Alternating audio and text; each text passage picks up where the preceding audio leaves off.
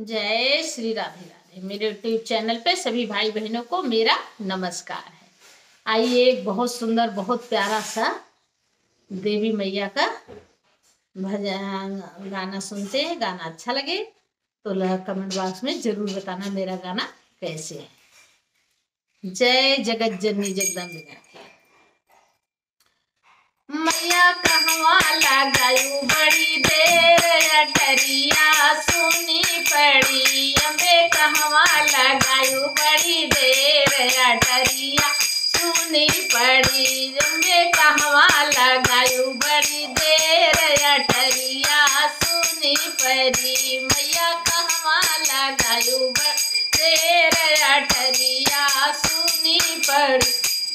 हट गए बाजार गए सोनरवा, हट गए बाजार गए बजजवा दुकान गए। हट गए बाजार गए बजजवा दुकान गए। अरे चुंदरी बेसाहत भई देर अटरिया सुनी पड़ी। अरे चुनरी बेसाहत भई देर, अरे चुनरी बेसाहत भई देर अटरिया सुनी पड़ी। मैया कहवा लगायू बड़ी देर अटरिया सुनी पड़ी। अम्बे कहवा लगायू बड़ी देर अटरिया सुनी पड़ी।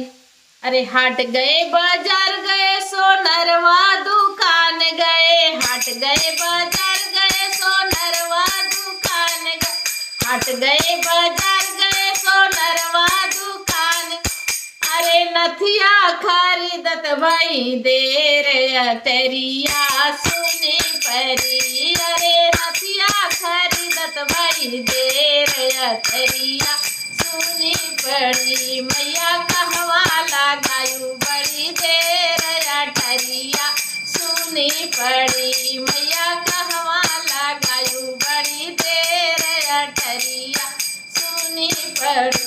अरे हट गए बाजार गए बजज, हट गए बाजार गए रंगरेजवा दुकान गए। हट गए बाजार गए रंगरेजवा दुकान।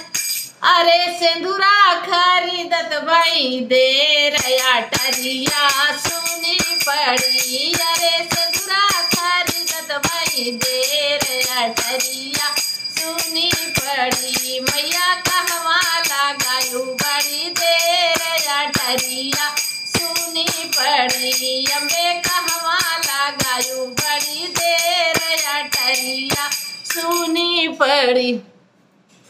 अरे हट गए बाजार गए, हट गए बाजार गए रंगरेजवा दुकान गए। हट गए बाजार गए मनिहरवा दुकान गए। हट गए बाजार गए मनिहरवा दुकान गए।